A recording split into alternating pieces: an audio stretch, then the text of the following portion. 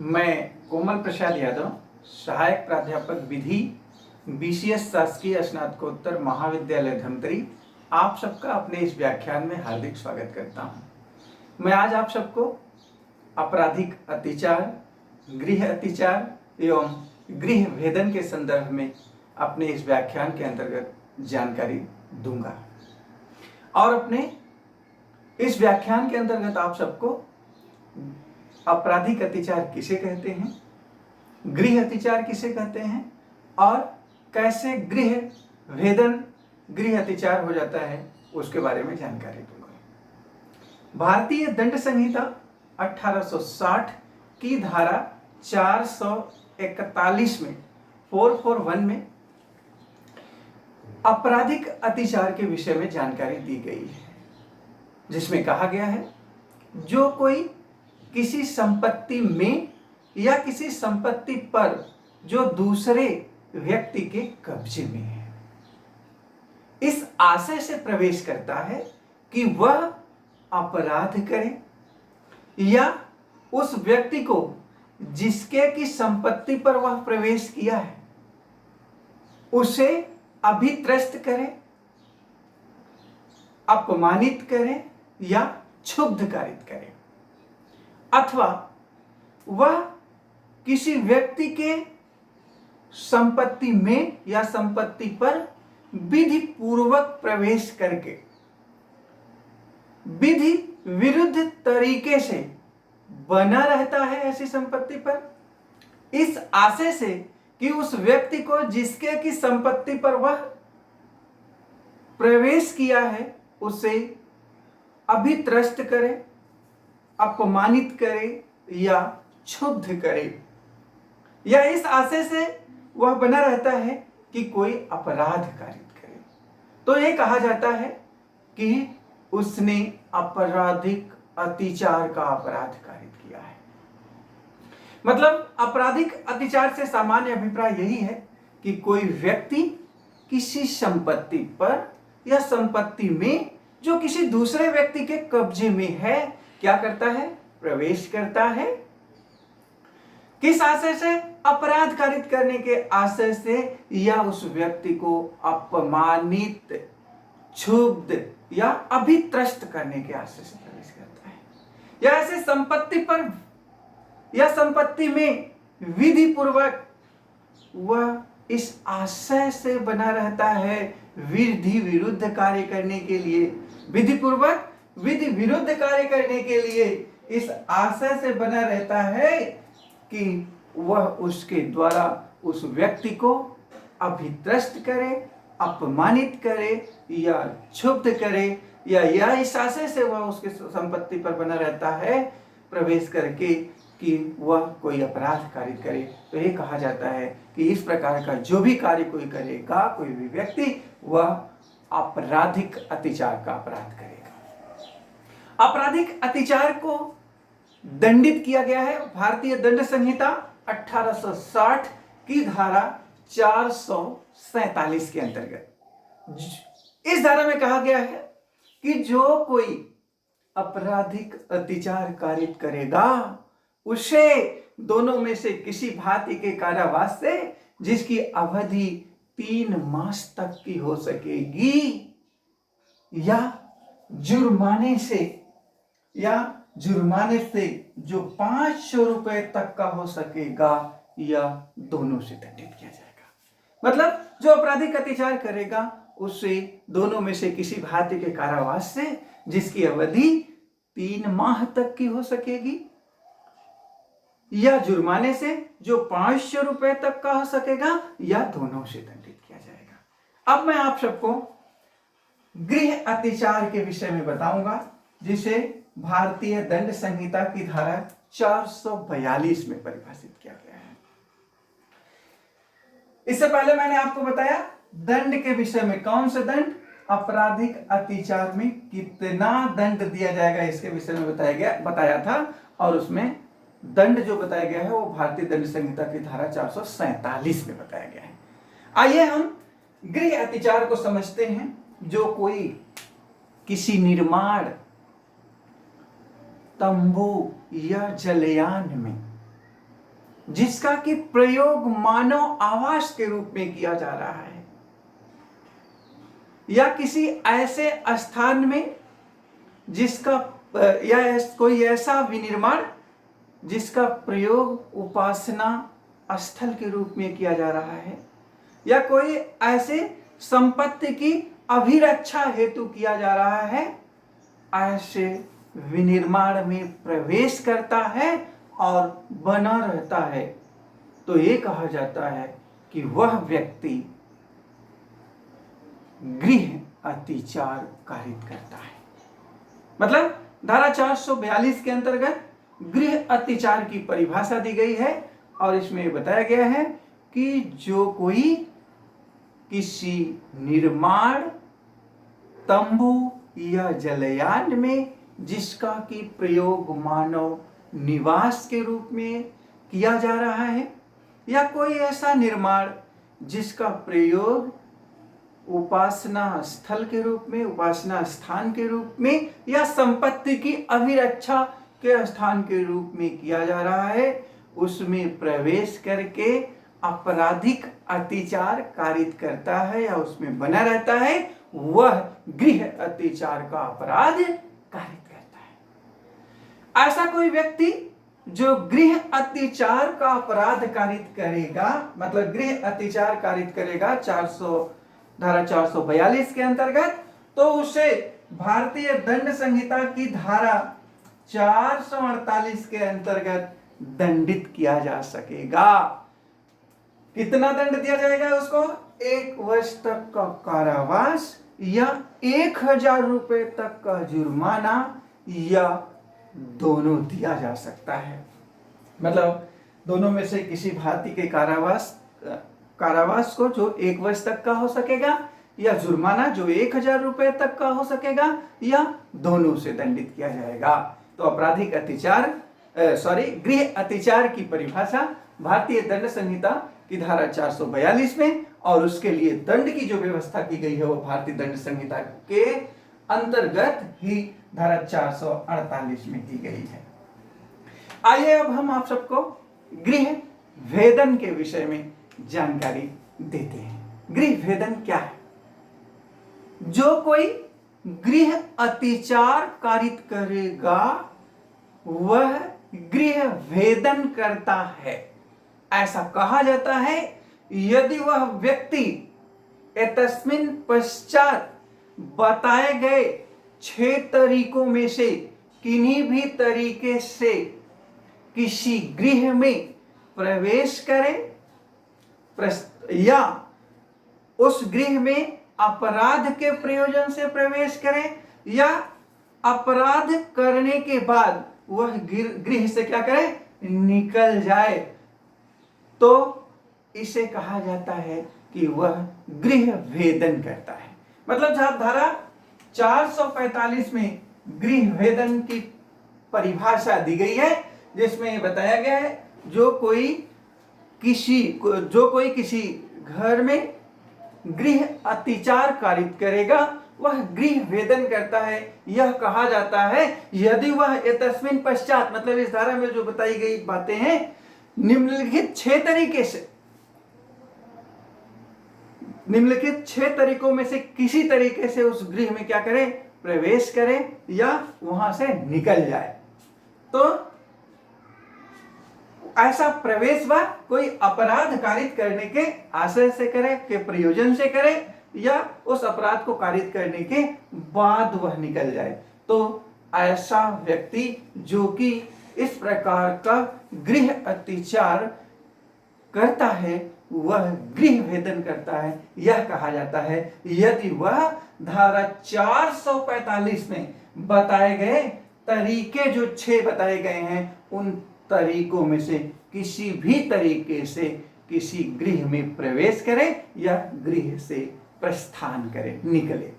तो वे कौन से 6 तरीके हैं? आइए उसको हम देखते हैं। पहला तरीका यह है कि ऐसे रास्ते द्वारा गृह में प्रवेश करना, मतलब घर में ऐसे रास्ते द्वारा प्रवेश करना या बाहर निकलना, प्रवेश करना या बाहर निकलना जो अतिचारी द्वारा, जो गृह अतिचार कारित कर रहा है, स्वयं या उसके दुष्प्रेरक द्वारा बनाया गया हो। मतलब वह व्यक्ति ऐसे रास्ते से घर में प्रवेश करे जिसको कि वह या निकले जिसको कि अतिचारी ने उस रास्ते को स्वयं बनाया हो या उसके दुष्प्रेरक ने उस रास्ते का निर्माण किया हो। दूसरा तरीका जो है गृह भेदन का, वह ये है कि ऐसे रास्ते से गृह में प्रवेश करना या बाहर निकलना, ऐसे रास्ते से घर में प्रवेश करना या बाहर निकलना जो मानव प्रवेश के लिए आश्रित नहीं है। मतलब किसी ऐसे रास्ते से घर में प्रवेश करना या उस घर से बाहर निकलना जो मानव प्रवेश के लिए आश्रित नहीं है। मतलब कि उस रास्ते का प्रयोग मानवों के लिए किया जाना आश्रित नहीं है। यह उम्मीद नहीं की जा सकती है कि उस रास्ते का प्रयोग कोई सभ्य मानव करेगा।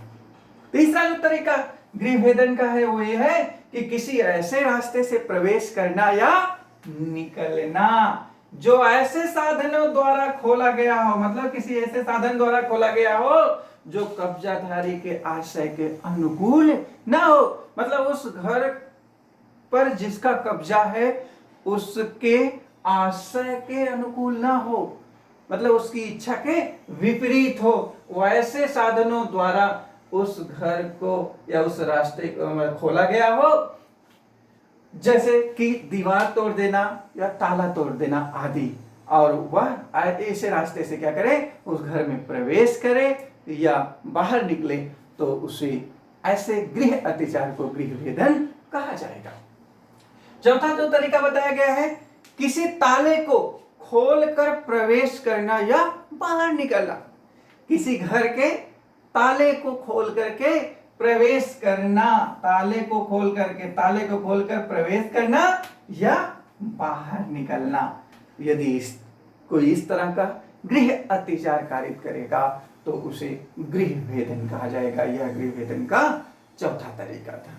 गृह भेदन का जो पांचवा तरीका है वह यह है कि यदि वह आपराधिक बल के प्रयोग या हमले से क्या करे, यदि वह आपराधिक बल के प्रयोग या हमले या किसी व्यक्ति पर हमला करने की धमकी द्वारा प्रवेश करता है गृह में या गृह से प्रस्थान करता है। वह आपराधिक बल का प्रयोग करे या हमला करे या उसे हमले की धमकी देकर के क्या करता है, उस घर में जबरदस्ती प्रवेश करता है, गृह अत्याचार कारित करता है या उस घर से निकल जाता है प्रवेश करने के बाद, तो उसे गृह भेदन कहा जाएगा, ऐसे गृह अत्याचार को। आइए छठवां और अंतिम तरीका जो गृह भेदन का है, यदि गृह अत्याचार इस तरीके से किया जाएगा तो उसे गृह भेदन कहा जाएगा। वो तरीका क्या है, किसी ऐसे रास्ते से प्रवेश करना या बाहर निकलना जिसके बारे में गृह भेदक जानता है, मतलब जिसने की हाउस ब्रेकिंग की है, जो गृह भेदन कर रहा है वो जानता है कि वह ऐसे प्रवेश या प्रस्थान को रोकने के लिए बंद हुआ है।